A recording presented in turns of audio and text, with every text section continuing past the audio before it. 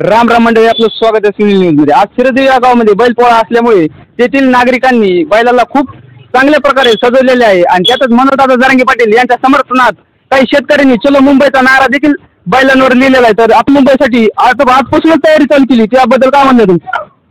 आमचं म्हणणं आहे, मनोजदादा जरांगे पाटलांनी जो लढा उभारलाय त्यासाठी गावोगावी जनजागृती व्हावी म्हणून आम्ही हे बैल नावं टाकून रॅली काढणार आहोत आणि मुंबईला चलण्याचं आवाहन नागरिकांना करणार आहोत। एक मराठा लाख मराठा। तर मंडळी, आज शिरदेव या गावामध्ये बैलपोळा सण हा उत्सवात साजरा करण्यात आला होता।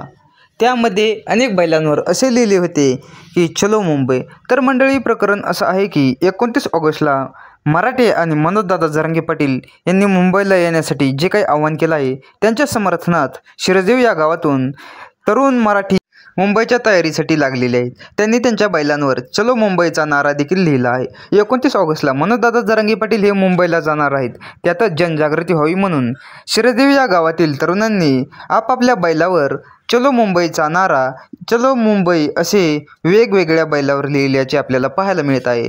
हा सर्व मराठा समाज हा 29 ऑगस्टला मुंबईमध्ये दाखल होणार आहे आणि तेथे मराठा आरक्षणासाठी उपोषण करणारे मनोजदादा जरांगे पाटील यांच्या समर्थनार्थ आज शिरदेव या गावामध्ये बैलांच्या अंगावर चलो मुंबई असा नारा लिहिल्याचा आपल्याला पाहायला मिळत आहे।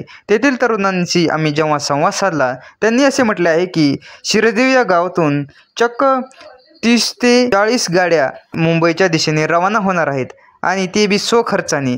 त्यामध्ये असं म्हटलं आहे की सध्या आम्ही जे काही नियोजन केलं आहे ते इतर कोणालाही आम्ही आज स्पष्ट करत नाही, कारण सरकारने षडयंत्र रचण्यास सुरुवात केली आहे।